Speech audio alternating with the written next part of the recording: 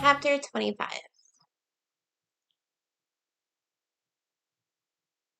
No, no, no. Please, God, no. This precise combination of feelings were new ones to me. Gut-wrenching, anxiety-ridden, deeply disturbing, unsettling, powerless rage, bottomless sadness, all at the same time, and all long-lasting.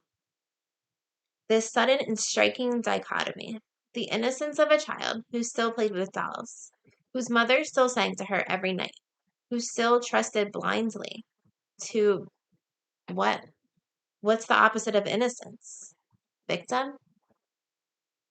It's the type of thing that's impossible to wrap your head around, and it's almost too painful to speak of. But speak of it, we must. Lest we continue to encounter the exact same fate again and again. It's real. It exists. It's everywhere. Perhaps it's everywhere because it is too painful to speak of. It's not my story to tell in detail, but the lesson from a mother's perspective is. My primary job in life for the previous 8 years, after staying sober, was to raise this little girl. I was supposed to protect her from harm and be there no matter what. I was supposed to teach her the difference between right and wrong, lead her towards safety, not away from it.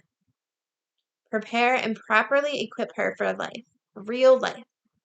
And I was determined to do that and to do a good job. Remember? And I really, really was determined, and it really didn't matter. Not in terms of saving her from this experience, anyway, as this is how the road to hell is paved. This has been my greatest failure of all. I didn't listen to my intuition. It warned me about kids with devices, and I didn't listen. I allowed harm into her life, right into our home. I fucking failed. I knew it too. This temptation was there to blame anyone and anything else. That man, her father, the device, the world, etc. But how helpful would that have been? Not helpful. It would have only created more pain for everyone, and there was no time for that. This was huge, huge. I began right away trying to help, trying to do whatever I could, except I didn't know. I really didn't know what to do, and I didn't want to cause more harm, but I couldn't not do anything. I had to do something. So I was grasping desperately at anything I could, anything that could possibly help. I called her school guidance counselor and told her what happened. She was shocked and said that it had never occurred to her to talk to children that young about predators on the internet. It was a conversation she had with fifth graders. I asked for her opinion on the best way to help her moving forward. She promised to talk to my daughter one-on-one during the first week of school and check on her periodically afterwards. She was reluctant to advise therapy as she believed in the resilience of children and not wanting to hurt her further by making it too big of a deal. Since the new school year was about to begin, fourth grade, my love suggested we take the kids down the shore beforehand, one last hurrah. He was trying to be supportive, and I appreciated the effort. Though, even at the beach, with the latent warmth of summer's end, this was another cut me to the core experiences. I may not always be able to express myself effectively, but I'm also not able to hide or run away from pain anymore either. I remember not being able to sleep while we were away. In the middle of the night, I peeked in on my daughter and found her sound asleep, which was mildly relieving. Then I went outside onto the deck and climbed the spiral steps to the rooftop, where I lay down on my back, searching for the answers in the stars again, I suppose.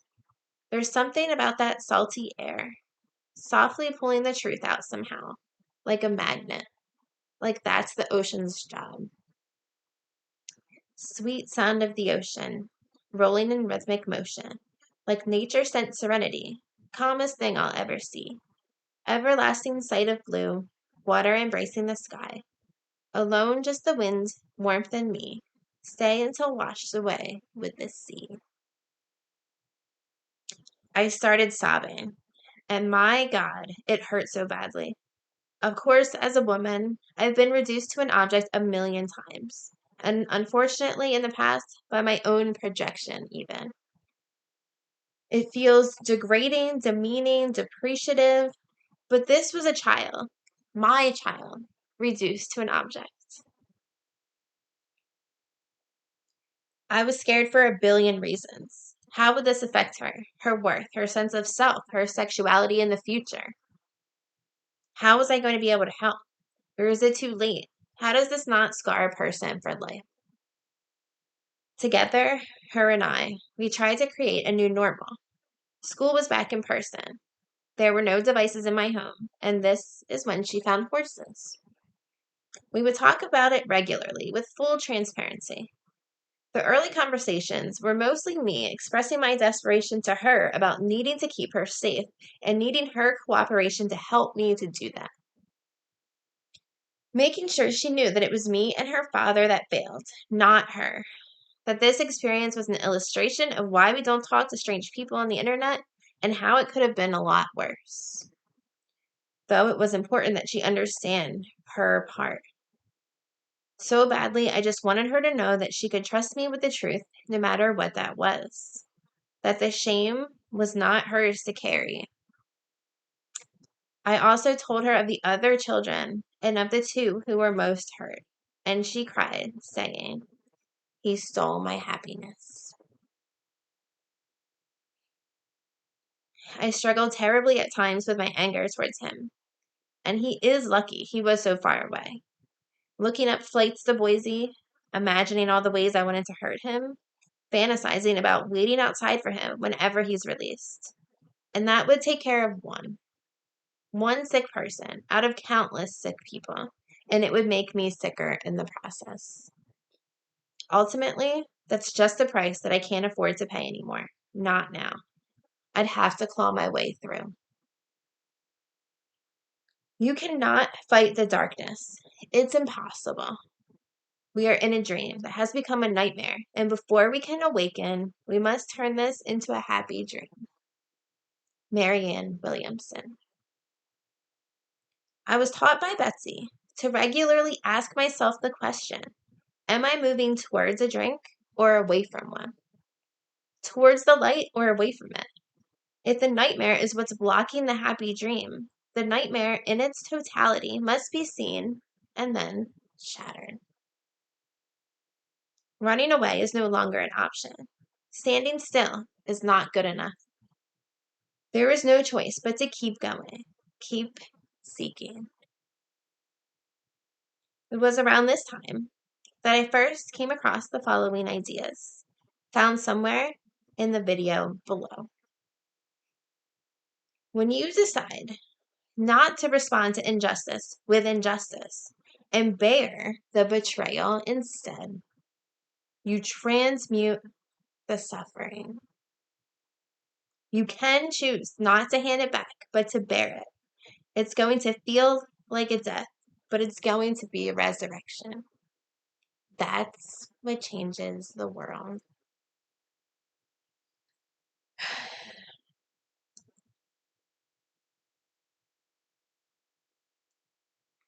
Chapter 25.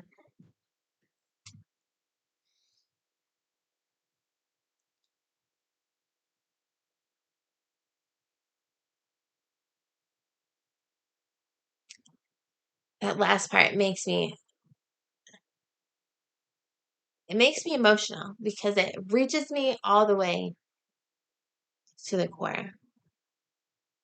And I think it's because it's the truth. It's like it's a universal truth that forgiveness frees you. Frees you from being defined by what happened to you. It frees you from the anger and the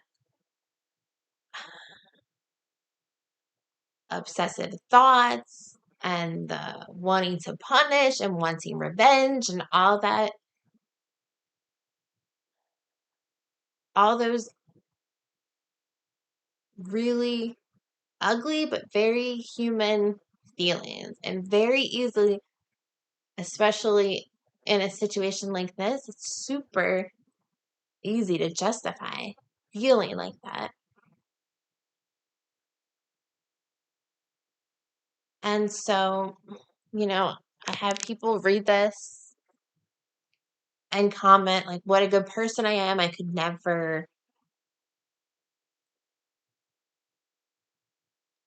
Um, I could never get through something like that. I could never forgive something like that. And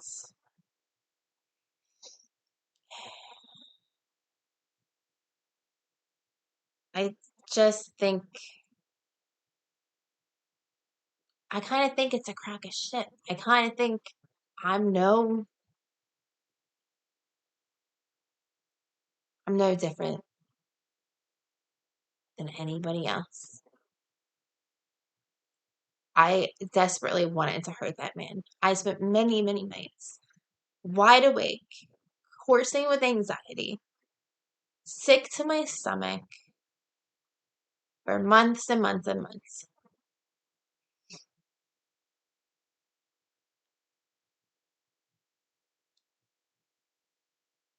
But that wasn't helpful to my child to be missing a piece of her mother. It wasn't helpful to the people around me to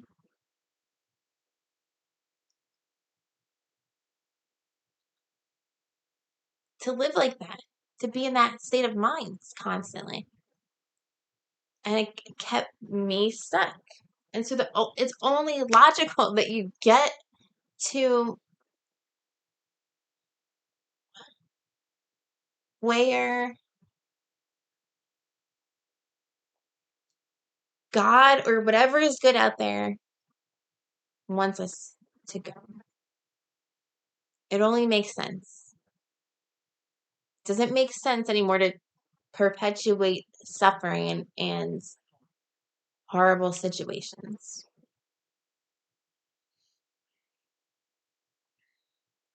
So, yeah,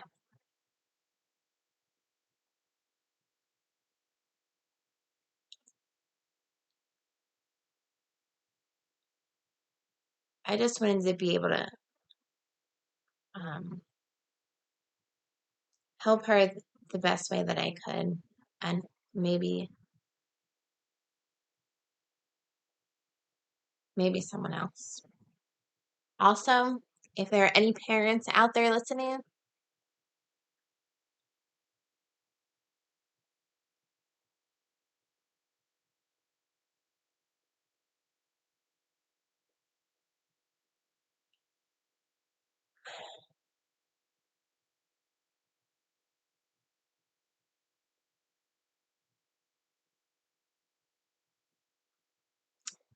I encourage you to not wait until your children are older to alert them to this kind of danger.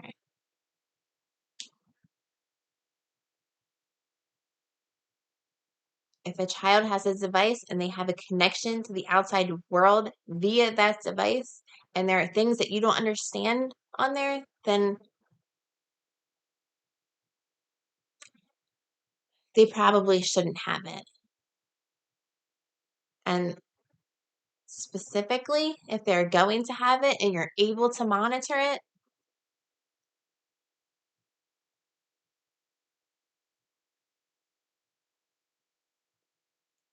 in this particular situation, the man had put a picture of a young boy as his profile picture. And so he was posing as a child himself in order to reel in these other children. And the way that he spoke to them was as if he was one of them, as if he was their age. And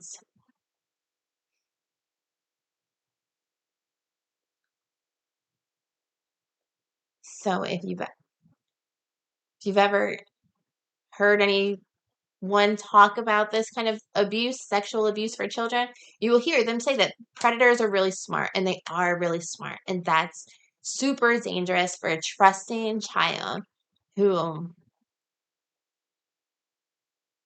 has no idea that people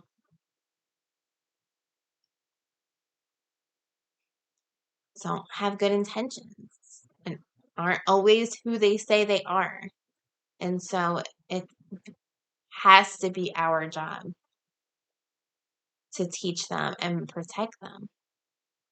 It has to.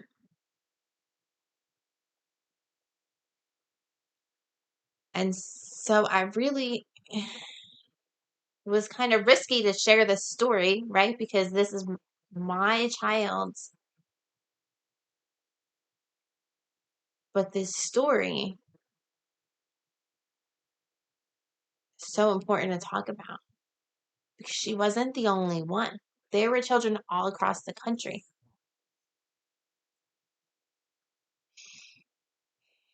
So we'll wrap up this particular topic next week, but I thought I would just spill all the beans today. So thank you so much for watching.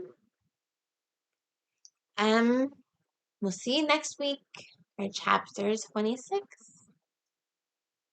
Bye, guys.